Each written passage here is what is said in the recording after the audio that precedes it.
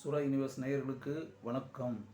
கில்லி 2024 அப்படி தான் சொல்லணும். ஏன்னா 2004 வந்து திரைக்கு வந்து மிகப்பெரிய வெற்றி பெற்ற ஒரு திரைப்படம் 20 ஆண்டுகளுக்கு பிறகு ரீரிலீஸ் அப்படின்றாங்களா. இப்போ ரீரிலீஸ்ன்ற பேரில் வந்து சமீபத்தில் வந்து நிறைய படங்கள் வந்து கௌதம் மேனனுடைய படங்கள்லாம் கூட விண்ணை தாண்டி வருவாயா, வாரணம் ஆயிரம், மின்னலே, இந்த படங்கள்லாம் வந்து செகண்ட் டைம் இப்போ ரீரிலீஸ் அப்படின்ற பேட்டர்னில் வந்து நிறையா வந்து இப்போ 96 அதெல்லாம் 3 இந்த படங்கள்லாம் ரீரிலீஸ் பண்ணாங்க. அப்படி வரும்போது எந்த அளவுக்கு மக்கள் மத்தியில் அதுக்கு வரவேற்பு கிடைத்து அப்படின்ற ஒரு விஷயம் இருக்கு இல்லையா. அந்த பேட்டர்னில் ஏஎம் ரத்னம் இந்த படத்தினுடைய தயாரிப்பாளர் தீர்மானித்து இந்த கில்லி திரைப்படத்தை 20 ஆண்டுகளுக்கு பிறகு 2004 வந்து அந்த படம் திரைக்கு வந்துச்சு. 2024 அந்த படத்தை மறுபடியும் ரீரிலீஸ் பண்ணி அப்படின்ற ஒரு அட்டெம்ப்ட் வந்து பண்ணியிருக்காரு அவர்.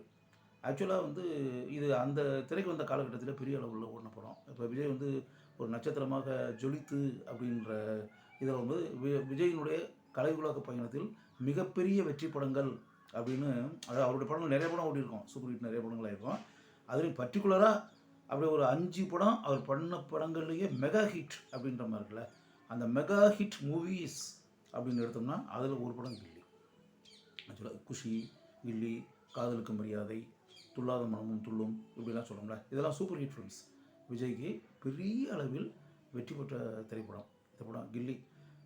அந்த காலகட்டத்தில் வந்து இந்த படத்தினுடைய வெற்றிக்கு பெரிய காரணம் வந்து படம் ஆரம்பிச்சிலேருந்து கிளைமேக்ஸ் வர ஒரு ஸ்பீடு இருக்கும், வேகம்.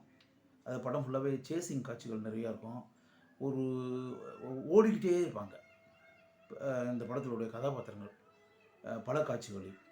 அது நிறைய ஆக்ஷன் சீன்ஸ் அப்படின்றதுல, அந்த ஆக்ஷன் சீன்லாம் ஒரே இடத்துல நடக்கிறது அப்படின்ற மாதிரி இல்லாமல் அப்படி ரோட்லேயே சேசிங்கு, ஃபாலோட் பை ஃபைட்டு, அது பெரிய சேசிங், ஃபாலோட் பை ஃபைட்டு, இந்த பேட்டர்னில் வந்து அப்படியே ஒரு சண்டை காட்சியே கூட இந்த சேசிங் இதெல்லாம் சேர்த்தோம்னா அப்படியே ஒரு 10 நிமிஷம் கூட இந்த காட்சி அப்படியே போயிட்டே இருக்கும். இந்த பேட்டர்னில் ஒரு வெரி குட் ஸ்கிரிப்ட் அப்படின்னு சொல்லலாம்.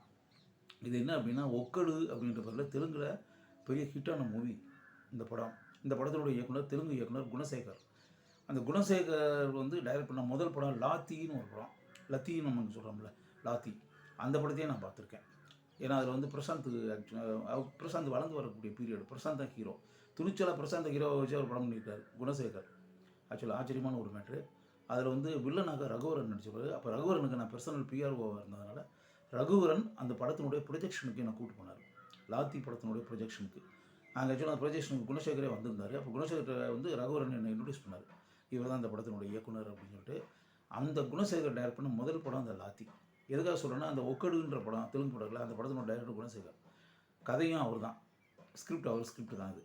அந்த படம் மகேஷ் பாபு ஆக்ட் பண்ணி பூமிகா சாவ்லா கதாநாயகி. அங்கே வந்து ஆந்திராவில் மிகப்பெரிய சூப்பர் ஹிட் ஃபிலிம் ஒக்கடு.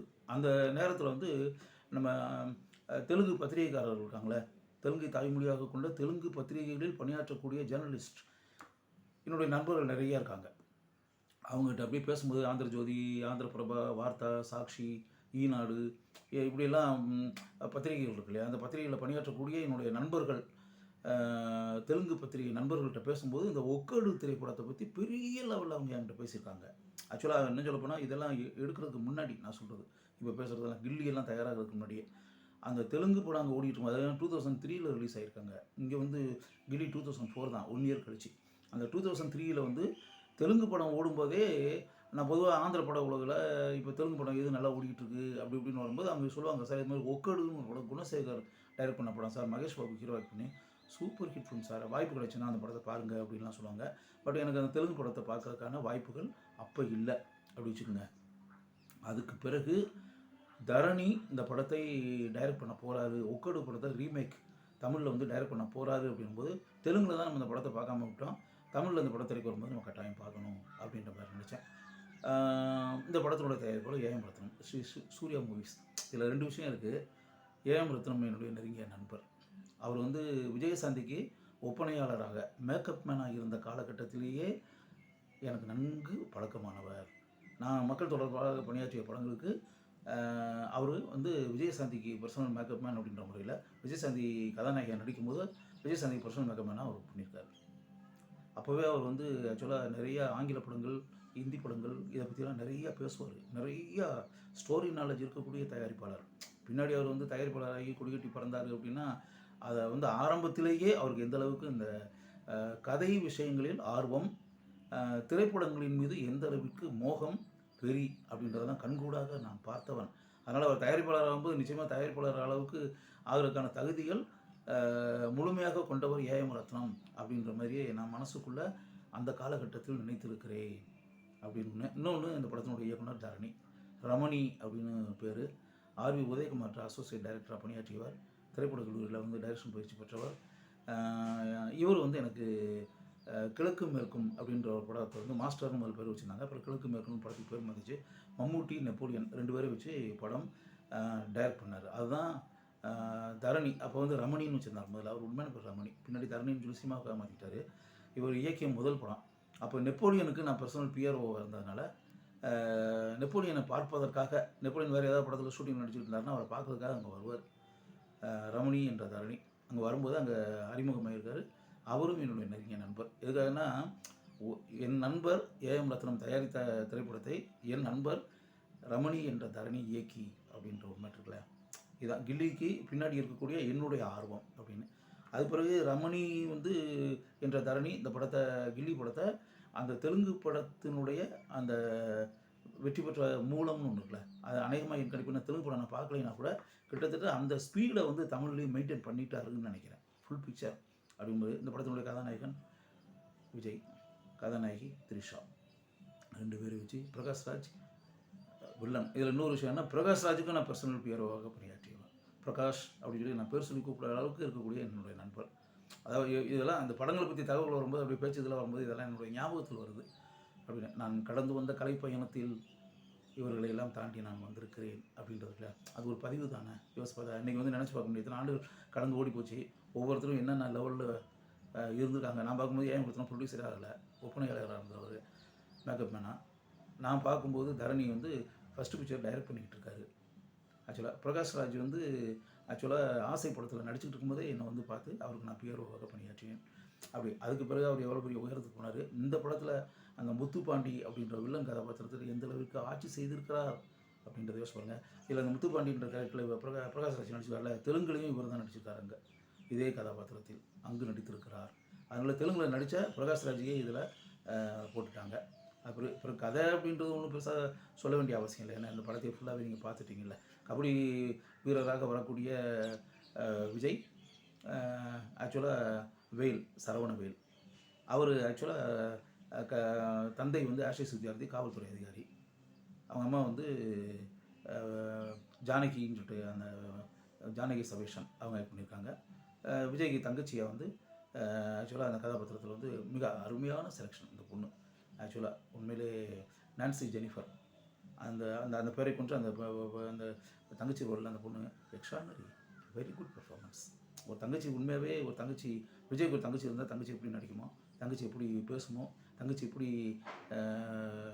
தன்னுடைய எண்ணத்தெல்லாம் வெளிப்படுத்துமோ, அப்படியே கண் முன்னாடி உண்மையாகவே அந்த படம் முடிஞ்ச பிறகு கூட எனக்கு தங்கச்சி கேரக்டர் நடித்த அந்த நான்சி ஜெனிஃபர் என் மனசுக்குள்ள நின்றுட்டே இருந்துச்சு அப்படின்னு. இப்போ என்னென்னா, இப்போ இதான் குடும்பம். அதாவது அப்பா காவல்துறை அதிகாரி, அம்மா வந்து ஒரு குடும்ப தலைவி, தங்கச்சி, ஒரு நல்ல குடும்பம், கபடி மேலே பெரிய விருப்பம். அப்படி இருக்கக்கூடியது வந்து ஒரு திருமண விழாவுக்கு போகிறதாக, குடும்பத்தின் சார்பாக போகிறதாக, திருச்சிக்கு போகிறதாக சொல்லிட்டு போகிற விஜய் வந்து மதுரையில் நடக்கக்கூடிய ஒரு கபடி போட்டியில் கலந்துக்கிறதுக்காக அங்கே போன இடத்தில் சிறிதும் எதிர்பாராமல் ஆபத்தில் சிக்கியிருக்கக்கூடிய த்ரிஷாவை பார்க்க வேண்டிய சூழ்நிலை வருகிறது. தனலட்சுமி என்ற கதாபாத்திரத்தில் வரக்கூடிய த்ரிஷாவினுடைய முறை மாமன் ஆக்சுவலாக பிரகாஷ்ராஜ் வந்து ஒரு ஹோம் மினிஸ்டர், உள்துறை அமைச்சருடைய மகன், அடாவடித்தனங்கள் நிறைந்தவன். அந்த கதாபாத்திரம் முத்துப்பாண்டி என்ற கதாபாத்திரம் மதுரையை ஆட்டி படைத்து கொண்டிருக்கக்கூடிய ஒரு கதாபாத்திரம். த்ரிஷாவை தனலட்சுமி த்ரிஷாவை அடைய வேண்டும் என்பது மட்டும்தான் நோக்கம். மிகப்பெரிய ஒரு ரவுடி கூட்டத்தையே வச்சுக்கிட்டு அடாவடித்தனங்களில் ஈடுபடக்கூடிய கொடூரமான கதாபாத்திரம் முத்துப்பாண்டி, பிரகாஷ்ராஜ். அது அப்படிப்பட்ட அந்த ஆபத்தான இதில் வந்து எப்படியாவது அது கிட்டத்தட்ட 20 வயசு டிஃப்ரென்ஸ் 2 பேரும் கிடையில. அப்படி அது அப்போ வந்து இது இப்போ 2 பேரும் எப்படி ஒன்று சேர்ந்து அந்த பொண்ணு விரும்ப வேண்டாமா? அப்போ அதில் வந்து அவங்க அப்பா அம்மா வந்து இந்த பொண்ணை எஸ்கேப் பண்ண வச்சு எங்கேயாவது ஓடி நீ போய் வெளிநாட்டில் இருக்கக்கூடிய ஒரு பணத்தெல்லாம் கொடுத்து விட்டு பாஸ்போர்ட் வாங்கி எப்படியாவது இது பண்ணி சர்டிஃபிகேட்டெல்லாம் வச்சு வாங்கி நீ எப்படியாவது அமெரிக்காவில் இருக்கக்கூடிய உங்கள் மாமா வீட்டுக்கு போயிடு, அவர் பார்த்துக்குருவார் ஒன்று அப்படின்ற பேட்டர்னில் இதாகி கடைசியில் அது வந்து ஆக்சுவலாக அவங்க கையிலே மாட்டி அப்படின்ற அளவுக்கு சுச்சுவேஷன் வந்து இதை எதேச்சியாக விஜயின் கையில் சிக்கக்கூடிய தனலட்சுமி விஜய் வந்து சென்னைக்கு கொண்டு வந்து எப்படி கடைசி வரை பிரகாஷ்ராஜனுடைய கையிலேயே சிக்காத அளவுக்கு காப்பாற்றி எப்படி படத்தினுடைய உச்சக்கட்ட காட்சியில் இவர்கள் இருவரும் விஜயும் திரிஷாவும் சரவணவேலும் தனலட்சுமி எப்படி வாழ்க்கையில் இணைகிறார்கள் பொருத்தமான ஜோடிகளாக ஒருவர் மீது ஒருவர் ஈர்க்கப்பட்டு அப்படின்னு பியூட்டிஃபுல் ஸ்கிரிப்ட், அருமையான ஸ்கிரிப்ட். இது ஆக்சுவலாக பார்த்தீங்கன்னா இதை வந்து ஆரம்பத்துலேருந்து அந்த காட்சிகளுடைய அமைப்புன்னு ஒன்று இருக்குல்ல, அது கிட்டத்தட்ட ஒரு வேகம் ஸ்பீடு பட்டம் ஃபுல்லாகவே டேர்னிங்ஸ் திருப்பங்கள் இதெல்லாம் நிறைய வச்சு அருமையாக இந்த படத்தை வந்து தரணி இயக்கியிருந்தார். அங்கே குணசேகர் வந்து இதே மாதிரி தான் இயக்கியிருப்பாருன்னு நினைக்கிறேன். ஆக்சுவலாக ஏன்னா தெலுங்கு படம் நம்ம பார்க்காதனால அதை பற்றி ஒன்றும் தெரியல. ஆனால் மிகப்பெரிய ஹிட் மூவின்றதுனால இந்த ஸ்பீடு எல்லாமே அங்கேயும் இருந்திருக்கும். உண்மையாகவே குணசேகரை நான் பாராட்டுறேன். இந்த மாதிரி ஒரு கதையை எடுத்து இந்த மாதிரி ஒரு திரைக்கதையை அமைத்து இப்படி ஒரு அட்டெம்ப்ட் முயற்சி செய்ததற்காக அப்படின்னு சொல்லிட்டு. இன்னொன்று என்னென்னா அந்த ரீமேக் படமாகவே இருந்தால் கூட தமிழ்லேயும் அதை டைரக்ட் பண்ணணும்ல, ஏன்னா அது வந்து கார்பன் காப்பி கிடையாதுல்ல. அதில் இருக்க சீனை அவர் எடுத்தார் ரைட்டு, அதை வந்து தமிழில் ரீமேக் பண்ணுறப்போ ஒன்று அதே எஃபெக்டை இங்கே கொண்டு வரணும், இல்லாட்டி அதை விட பெட்டராக இருக்கணும், அதை விட கொஞ்சம் கூட குறையக்கூடாதுல்ல, அதையும் பார்க்கணும்ல. ஆக்சுவலாக இப்போ விஜயிலேருந்து எல்லாருமே ஒரிஜினல் படத்தையும் பார்த்துருப்பாங்கல்ல, அப்போ மிகப்பெரிய பொறுப்புணர்வு தரணிக்கு இருக்கிறது. அதாவது அந்த ஒரிஜினல் தெலுங்கு படத்தினுடைய டோட்டாலிட்டி அப்படின்னுக்குல அதை 0.0001% கூட இதில் குறையக்கூடாதுன்றது ஒன்று அதுக்கு ஈக்குவலாக இருக்கணும், இல்லாட்டி அதை விட பெட்டராக இருக்கணும் அப்படின்றது ஒன்றுக்குல மிகப்பெரிய பொறுப்புணர்வு தான், மிகப்பெரிய ஒரு சுமைன்னு கூட சொல்லலாம். தரணி அந்த சுமையை தன் தோளில் மீது சுமந்து சிவனே தன்னுடைய பணியை செய்திருக்கிறார் அப்படின்னு சொல்லி என்னால் உறுதியாக கூற முடியும். படத்தினுடைய பிகினிங்லேருந்து கிளைமேக்ஸ் வரை வந்து ரொம்ப எக்ஸ்ட்ரானரியான ஒரு ஃபில்ம் மேக்கிங், ஒரு ஸ்பீடு அருமையாக அமைத்திருக்கிறார்கள். இதில் வந்து பல இடங்கள்லாம் வந்து அந்த செட்டு போட்டிருக்காங்க, செட்டுனே தெரியாத அளவுக்கு அந்த வீடு தெரு இதெல்லாம் செட்டுகள் தான், தெரியாத அளவுக்கு அதில் பாடல் காட்சி ஃபைட்டு எல்லாமே எடுத்திருக்காங்க. ஆக்சுவலாக ஆச்சரியமான ஒரு மேட்டர். உண்மையாகவே ஒரு ரூஃப்லேயே வந்து பாட்டு ஃபைட்டு இதெல்லாம் வருது, எக்ஸ்ட்ரானரி. உண்மையாகவே இந்த கலை இயக்குனர் ஆர்ட் டைரக்டர் மணிராஜ் அவர் வந்து நான் பாராட்டுறேன். அந்த பீரியடில் இந்த படம் உருவான காலகட்டத்தில் மணிராஜ் ஒரு பிஸியான ஆர்ட் டைரக்டர், ரொம்ப அருமையாக தன்னுடைய பங்கை மிக சிறப்பாக செய்திருக்கிறார் அப்படின்னு. அதே மாதிரி படத்தொகுப்பாளர் விடி விஜயன், லெனின் விடி விஜயன் எக்ஸ்ட்ரானரி ரொம்ப ஒன்றா பண்ணியிருக்காங்க. அது பிறகு இந்த படத்தினுடைய ஆக்சுவலாக Rocky Rajesh stunt master, stunt choreographer Rocky ராஜேஷனுடைய பங்கு பெரிய பங்கு. அது சண்டை காட்சிகளையும் சரி சேசிங் காட்சிகள் இதிலெல்லாம் அவருடைய பங்கு பெரிய பங்கு. நடன கோரியோகிராஃபர் எஸ் ராஜசுந்தரம். ராஜசுந்தரம் என்ன பண்ணுவார்ன்றது நமக்கு தெரியாதா? எக்ஸ்ட்ரானரி ராஜசுந்தரம் எக்ஸ்ட்ரானரியாக பண்ணியிருக்காரு ராஜசுந்தரம். அது பண்ணும்போது அவருடைய அந்த மூமெண்ட் எல்லாம் பார்க்கும்போதே டைட்டிலில் பேர் பார்க்கணும்னு அவசியமே இல்லை. இந்த மூமெண்ட்ஸ் எல்லாம் பார்க்கும்போதே, ஏன்னா படத்துறையில் நானே 40 ஆண்டுகள் இருந்தவன் தானே, 200 திரைப்படங்களுக்கு பிஆர்ஓ பணியாற்றி வந்தானே, அதனால் அந்த நடன அசைவு வச்சே நான் இந்த டான்ஸ் மாஸ்டர் யாருன்றதை என்னால் சொல்லியிருக்க முடியும் எப்போவுமே. அது இந்த நடன அசைவுகளை பார்க்கும்போதே இது ராஜசுந்தரம் தன்னுடைய கொரியோகிராஃபி அப்படின்றது அப்படி பார்த்த உடனே பளிச்சுன்னு தெரியுது. அந்தளவுக்கு எக்ஸ்ட்ரானரியான அவருடைய ஆழமான முத்திரை பாடல் காட்சிகளில் நிறைந்திருக்கிறது அப்படின்னு சொல்லலாம். அதில் வந்து எக்ஸ்ட்ரானரியாக அப்படி போடு போடு அந்த சாங்லாம் எவ்வளோ பெரிய ஹிட்டு, அது கொக்கரக்கோ அந்த சாங் எவ்வளோ பெரிய ஹிட்டு, அப்படி கொக்கரக்கோ அந்த பாட்டெல்லாம் என்ன எவ்வளோ பெரிய ஹிட்டு அந்த சாங்கெல்லாம் வரும்போது. அந்த காலகட்டத்தில் பெரிய அளவில் பேசப்பட்ட பாடல் காட்சிகள் இல்லையா, அது வந்து எக்ஸ்ட்ரானரியாக எந்த அளவுக்கு பிக்சரைஸ் பண்ணின்ற ஒரு மேட்டர் இல்லை. அந்த கொரியோகிராஃபினுடைய பங்கு பெரிய பங்கு. கிராண்டியர் ரிச்னஸ்ஸு, கலர்ஃபுல் காஸ்டியூம்ஸ்லேருந்து அப்படியே டான்ஸ் மூமெண்ட்டுகள்லேருந்து, படமாக்கப்பட்ட விதத்துலேருந்து, படமாக்கப்பட்ட இடத்துலேருந்து, அந்த நடன அசைவுகள்லேருந்து, விஜயை போல் இந்த அளவுக்கு நடன அசைவுகள் கொரியோகிராஃபியில் வந்து இந்த அளவுக்கு எக்ஸ்ட்ரானரி டான்ஸ். அது எப்படி அது அவரளவுக்கு ஈக்குவலாக தமிழ்நாட்டில் டான்ஸ் ஆடுறதுக்கு ஆளே கிடையாது. No hero in Tamil films. எக்ஸ்ட்ரானரியான டேலண்டட் ஆர்டிஸ்ட் விஜய். நடன அசைவுகளில் டான்ஸ் ஆடுறதில் எக்ஸ்பர்ட். அது எப்படி சின்ன சின்ன அசைவுகள்லாம் அவருக்கு எப்படி வருது, அது எப்படி அவரால் ஆட முடியுது. அது இன்னும் சொல்ல போனால் இந்த 20 ஆண்டுகளுக்கு பிறகு இப்போ வர படங்களில் கூட அவர் டான்ஸ் ஆடும்போது நமக்கு ஆச்சரியமாக இருக்குது. அதாவது இந்த ஒரு குறிப்பிட்ட வயதை தாண்டிய பிறகு கூட இன்றைக்கும் அந்த 20 வயசு பையனாக ஆரம்ப காலத்தில் படங்கள் நடிச்சுட்டு இருந்த காலகட்டத்தில் இருக்கக்கூடிய அந்த இப்போ இப்போ உதாரணத்துக்கு இப்போ 20 வருஷத்துக்கு முன்னாடி இந்த படம் வந்திருக்கு கில்லி. கில்லி படத்தில் இருக்கக்கூடிய இந்த மூமெண்ட்ஸு, இந்த விஷயங்கள் எல்லாமே இப்போவும் விஜய்னாலே அதே பெர்ஃபெக்ஷனோட, அந்தளவுக்கு ஸ்பீடோட, அந்தளவுக்கு முழுமையோட, பூரணத்துவத்தோட ஆட முடியுதே!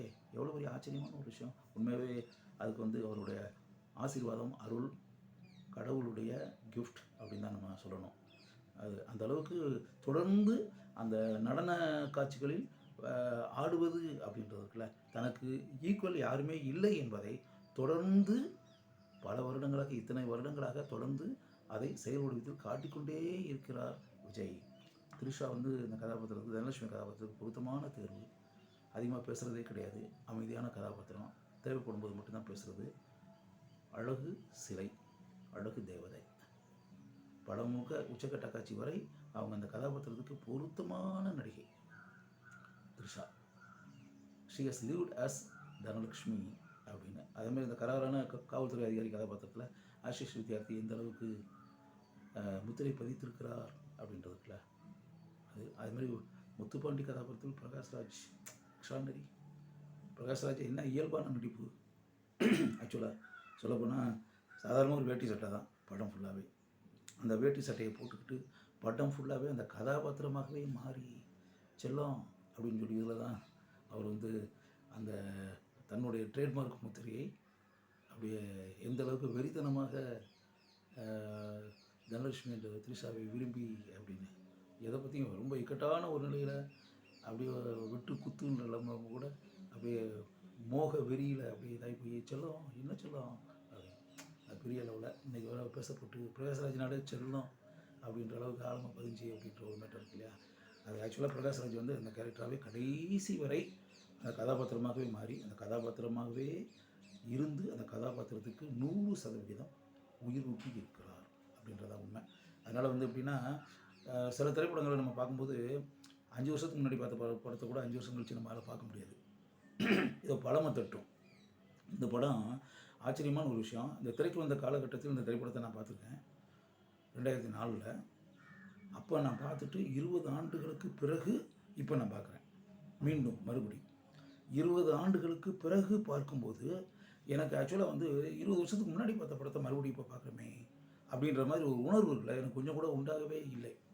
எனக்கு அப்படியே வந்து ஒரு இப்போ அண்டர் ப்ரொடக்ஷன் இப்போ புது படத்தை ஒரு படம் வந்து விஜய் நடித்த ஒரு படத்தை இப்போ பார்த்தா நம்ம எப்படி இருக்கோம் அதே ஃபீலிங் தான் இருக்குது. அது ஆச்சரியமான ஒரு மேட்ரு. அதாவது கால வேறுபாடு அப்படின்றதுல அந்த கால வேறுபாடு தெரியாத அளவிற்கு எப்படி அது 20 வருஷம்ன்றது சும்மா சாதாரண விஷயம் கிடையாது. 20ன்னா இன்றைக்கி பார்த்தீங்கன்னா அப்படியே ஒரு 7000 நாள் அப்படி கணக்கு போடுங்க.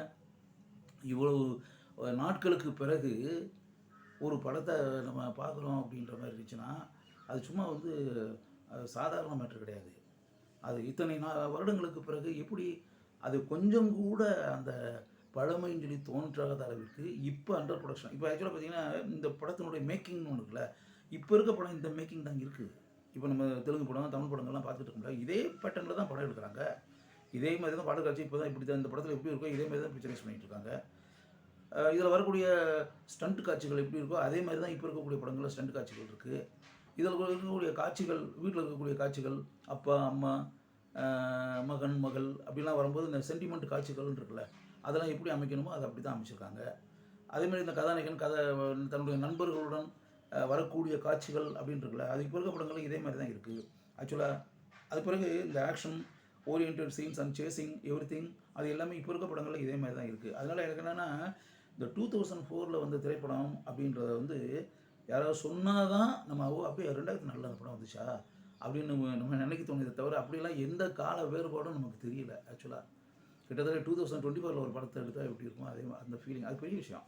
காலத்தை கடந்து அந்த கால வேறுபாடு தெரியாத அளவுக்கு மக்களுடைய உள்ளங்களில் ஆழமாக ஒரு படம் இடத்தை பிடிப்பது அப்படின்ற ஒரு விஷயம் இல்லையா, அந்த அளவுக்கு ஆழமான இடத்தை இந்த படம் 20 ஆண்டுகளுக்கு பிறகும் பிடித்திருக்கிறது அப்படின்றதான். அது எதிலேருந்து கண்டுபிடிச்சோம் அப்படின்னா திரையரங்கில் போய் கிட்டத்தட்ட 600 திரையரங்கில் இந்த படத்தை ரிலீஸ் பண்ணியிருக்காங்க. ரீரிலீஸ் சும்மா சாதாரண மீட்டர் கிடையாது.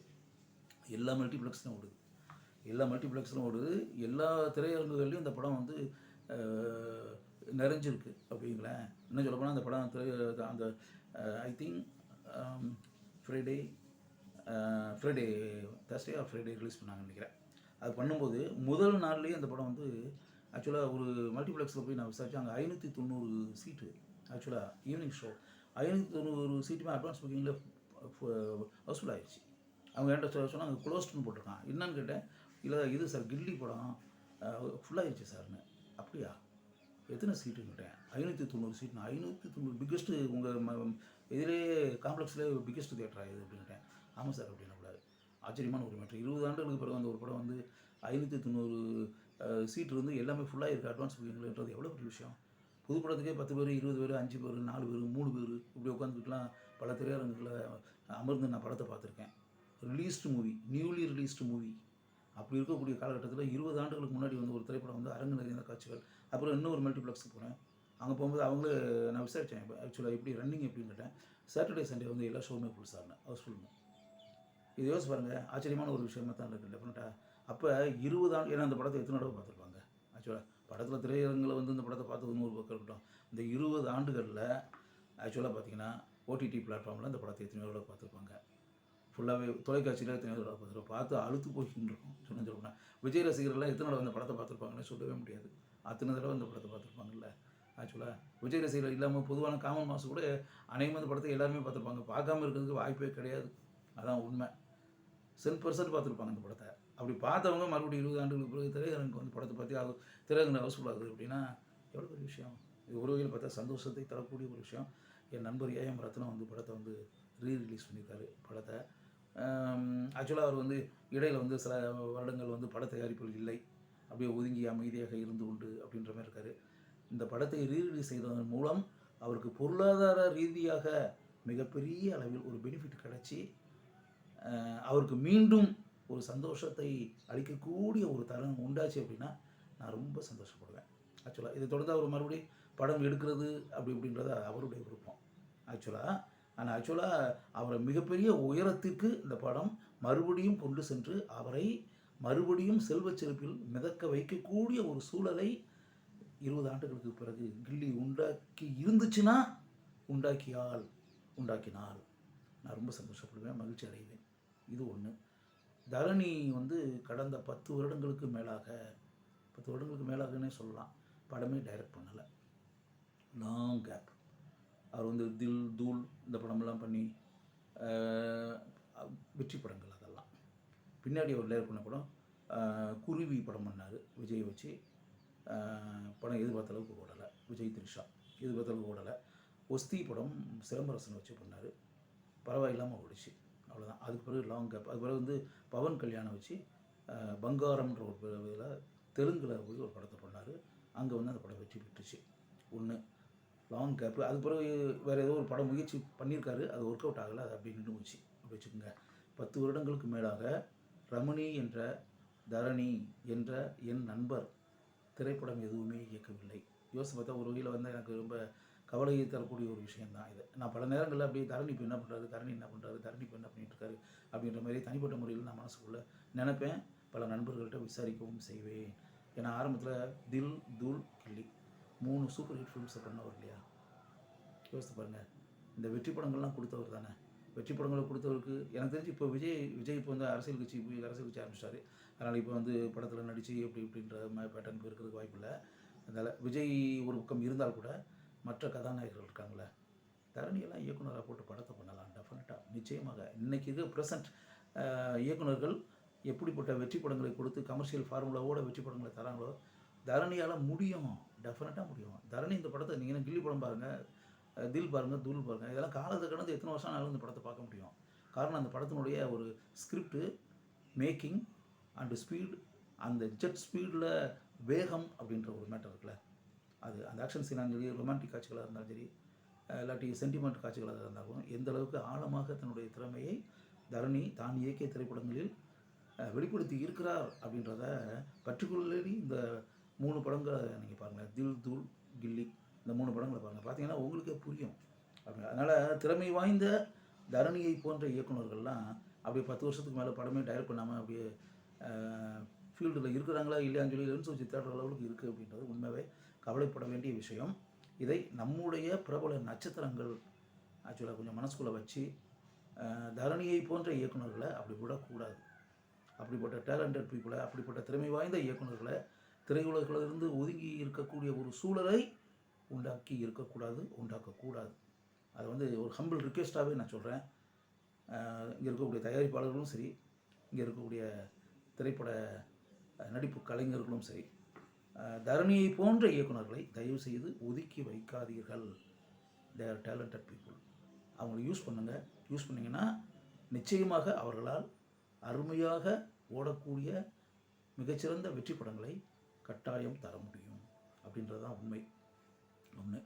20 ஆண்டுகளுக்கு பிறகு கில்லி திரைப்படத்தை பார்த்த அந்த தருணத்தில் அப்படியே பல விஷயங்களை அசை போட்டு ஃப்ளாஷ்பேக் அப்படின்னு சொல்லாமல அப்படியே கடந்த காலத்தை நோக்கி பயணம் செய்து என்னுடைய கலை உலக பயணத்தில் நான் கடந்து வந்த பாதையில் அப்படியே பல குறிப்பிடத்தகுந்த சம்பவங்களையும் நினைவு கூர்ந்து உங்களுக்கு நான் இங்கு வெளிப்படுத்துவதில் தனிப்பட்ட முறையில் எனக்கு சந்தோஷம்தான். உங்களுக்கு இப்போ நான் சொன்னதுலேருந்து பல புதிய உண்மைகள் இல்லாட்டி புதிய தகவல்கள் நான் சொன்ன பல விஷயங்கள்லேருந்து உங்களுக்கு கிடைச்சிருக்கும் அப்படின்ற ஆழமான நம்பிக்கை எனக்கு இருக்கிறது.